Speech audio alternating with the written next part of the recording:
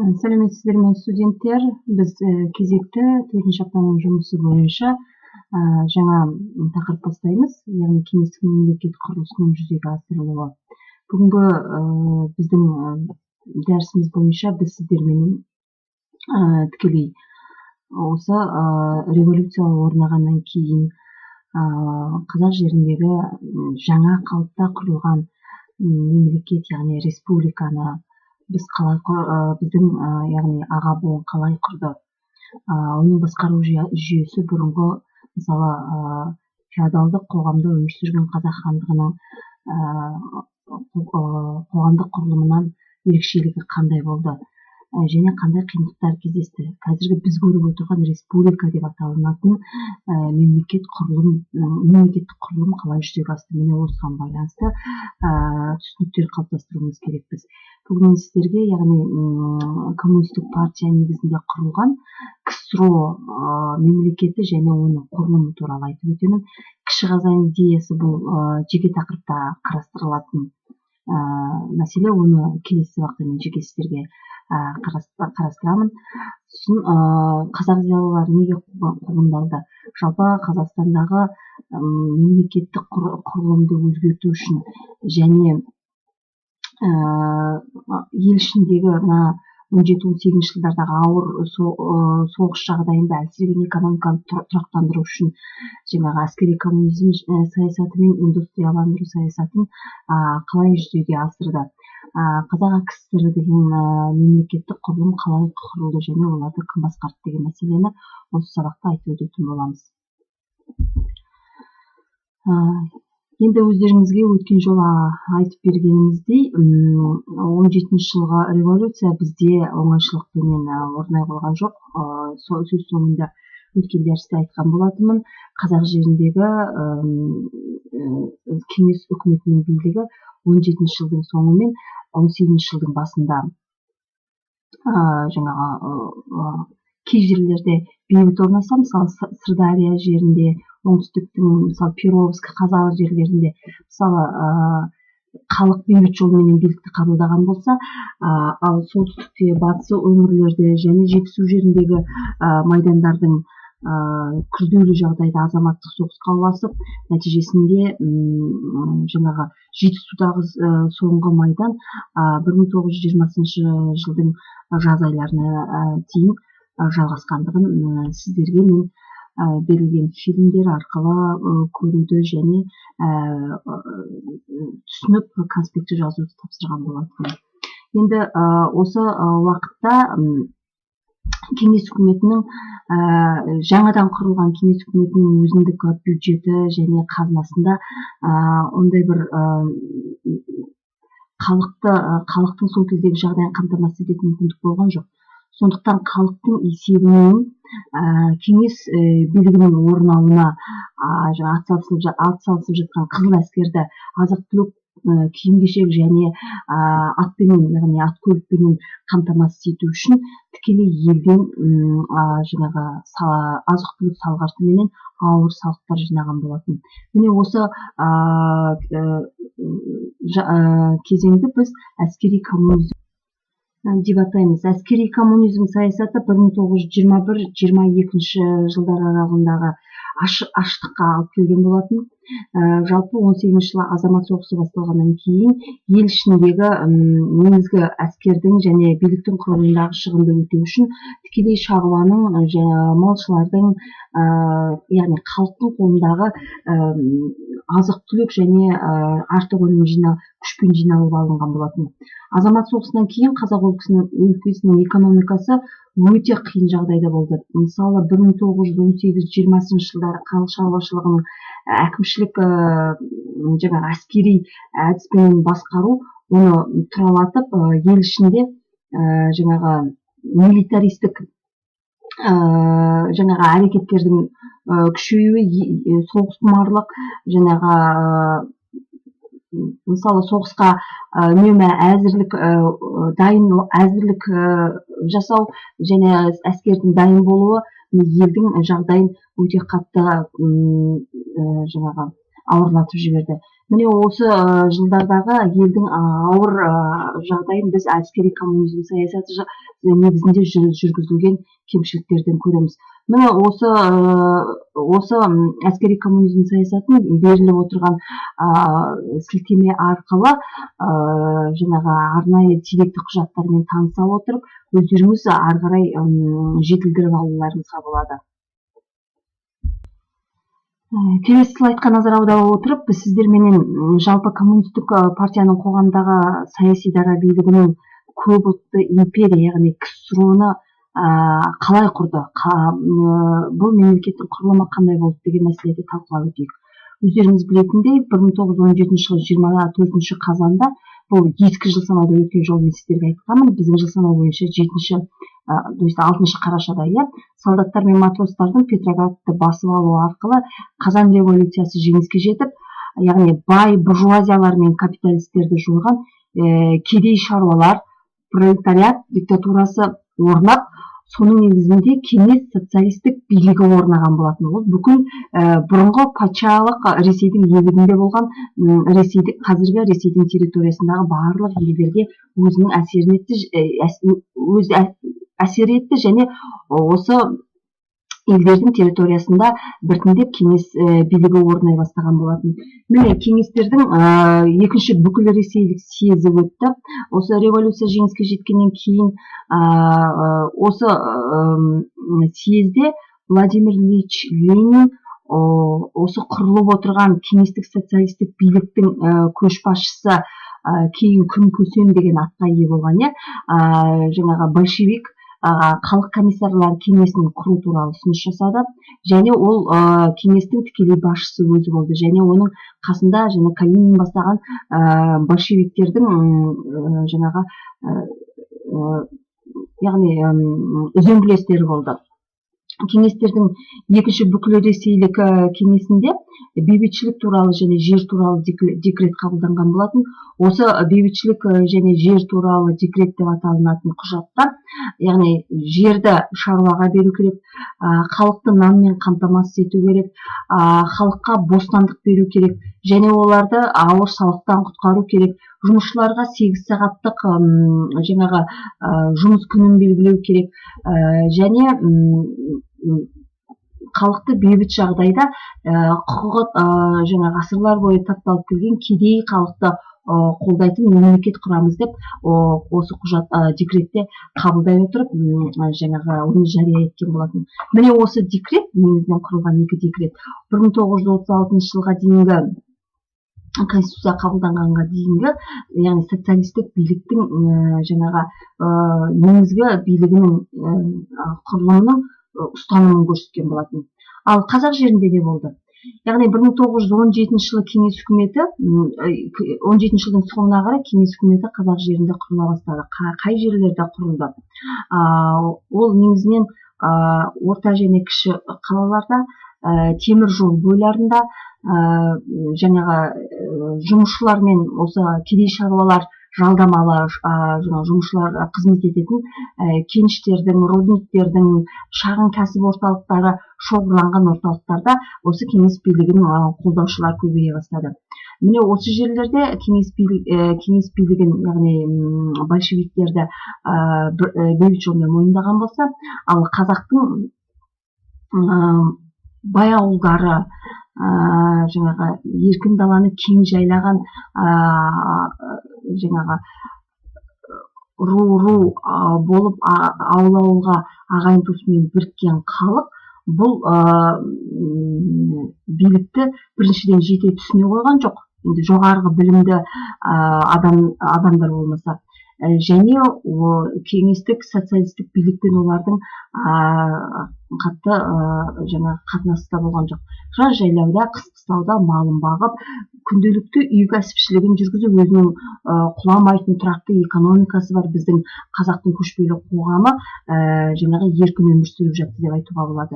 Міне осы билік қабылданғаннан кейін 1919 жылдың шілдесінің 10-ында Владимир Ильич Ленин басқарған большевиктер қырғыз қазақ өлкесін басқару жөніндегі революциялық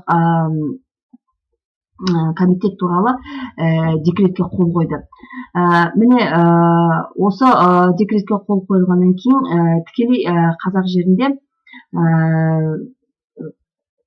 яғни кеңес үкіметінің билігі заңдастырылды. Неге қырғыз өлкесін басқару деп аталды? Себебі қазақ халқының өзінің қазақ деген этнонимдік атауы ол кезде бірден мойындалмады. Жаңа тарих құжаттарда жалпы қазақ даласындағы қазақ халқын жаңағы қырғыз халқыменен бірге атап және қырғыз деп атағандығын біз оны білеміз.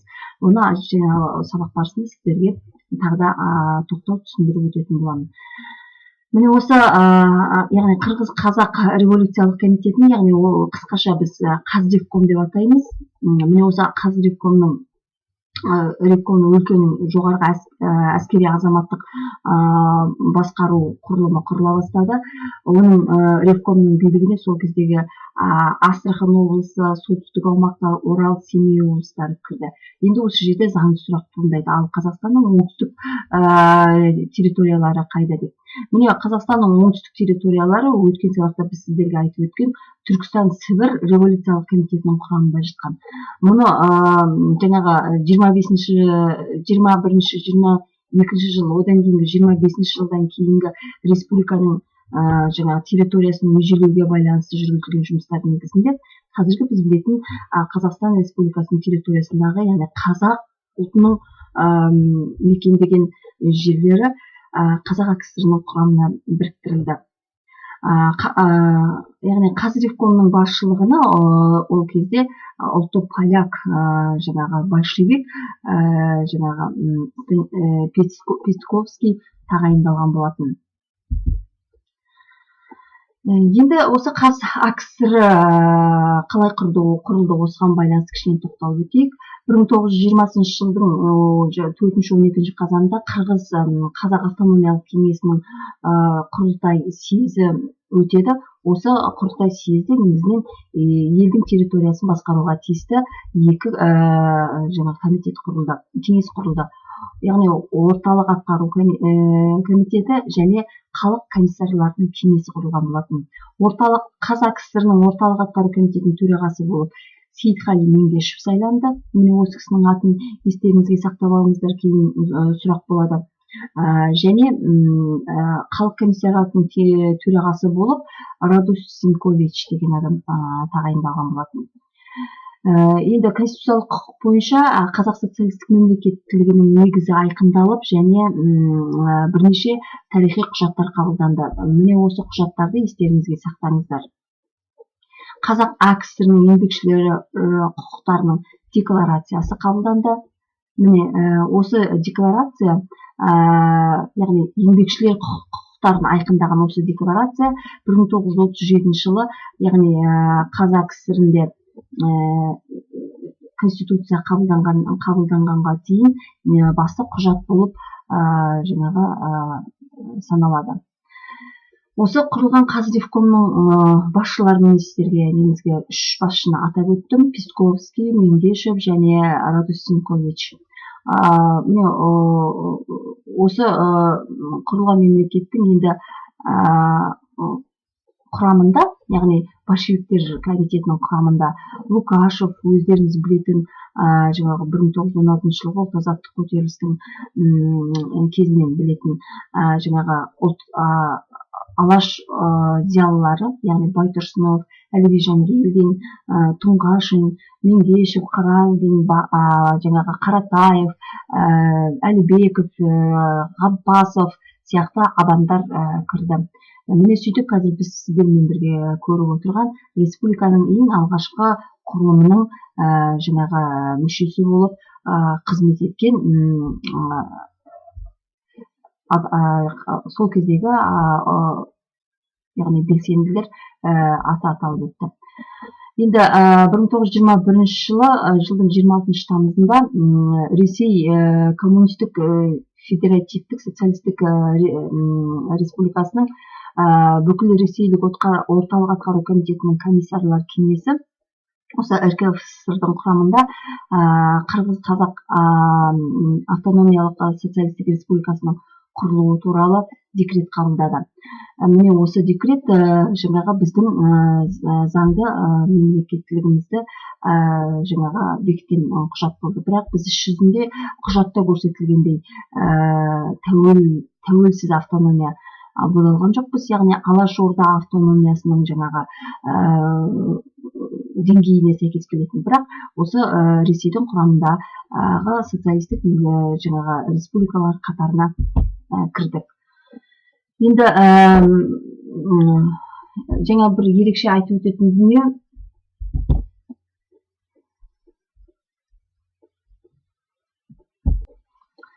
1925 жылы 15 және 19 сәуірде өткен кеңестердің 5-ші съезінде қазақ ұлттық этнонимі қайтарылды. Және өздеріңіз көріп отырғандай Қырғыз автономиялық кеңестік республикасы деп аталған болса, міне осы 25 жылы өткен 5-ші съезде, естеріңізге сақтаңыздар, 5-ші съезде Қазақ автономиялық кеңестік социалистік республикасы деп аталды. Міне осы тарихи атау қазақ халқының қырғыз халқынан бөлек жеке ұлт екендігін және оның жаңағы жеке ұлт ретінде осындай атауы қалыптасқандығын біз білеміз. Енді мен сіздерге жаңа әскери коммунизм саясатына байланысты біршама алдыңғы слайдта айтып өттім.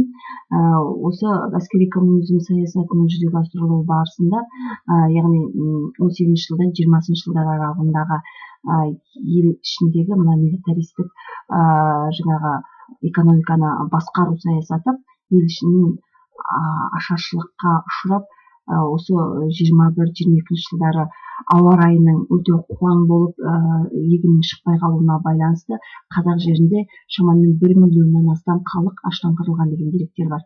Және кейбіреусі ауаға көшкен, яғни алыс аймақтарға қарай шетелдерге де шығып кеткендері болған екен. Міне осындай ел ішіндегі қиын жағдайды тұрақтандыру үшін жаңадан құрылған осы революциялық комитеттің басшылары елімізде яғни жаңа экономикалық саясатты жүзеге асыруға кірісті.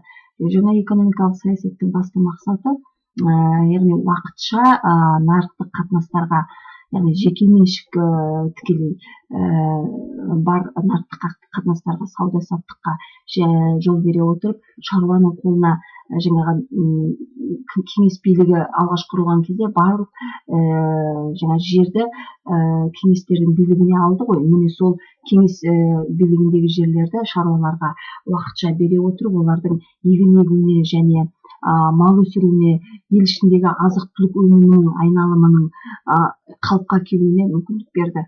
Сөйтіп, жаңағы мысалы мына жерде бірнеше сіздерге деректер көрсетілген, осы зардап шеккен экономиканы қалпына келтіруге байланысты жаңағы жасалған шара жаңа экономикалық саясат деп атайды.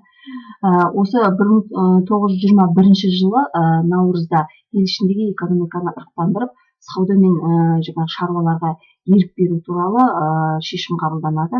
Енді өзіңіз қараңыз, ол кезде қазіргі біздің көріп отырғанымыздағыдай азық-түлік айналымы супермаркеттерде тұрған жоқ. Ол кезде ақша деген мысалы өте сирек қолданылмайды да. Жаңағы алтын, бір күміс, жаңағы ескі ақшалар болмаса, және Ресейдің ескі рублі ғана қолданыста болды.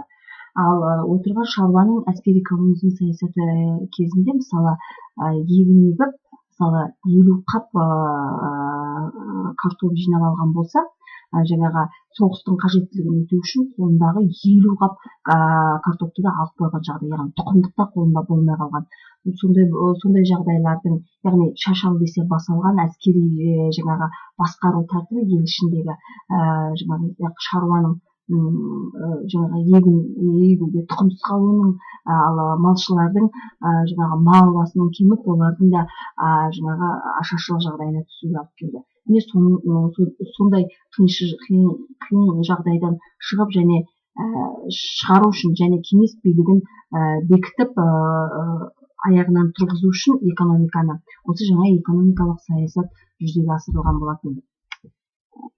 Енді жаңа экономикалық саясат, осы әскери коммунизм, осы жылдардағы қуғын-сүргін, яғни алаш билігінің дағдарысқа ұшырауы мәселесін сіздер Қазақ кино студиясының алтын қорындағы көркем фильм даладағы қуғын немесе бандыны қуған Хамит деп аталатын фильмді көру арқылы толық түсінуімізге болады.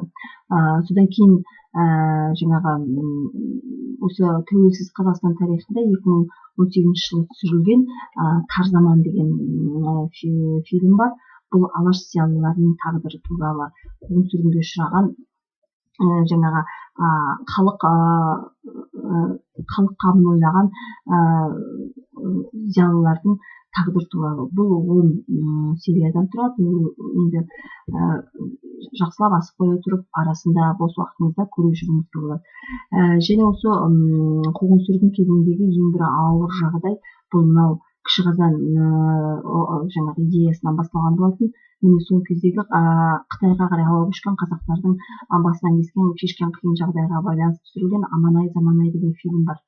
Міне соны көруіңізге болады. Аманай бұл жаңағы Қазақстаннан ауа көшкен жаңағы байдың қызының өзінің сүйіктісі Атымтайдан дүниеге әкелген бала.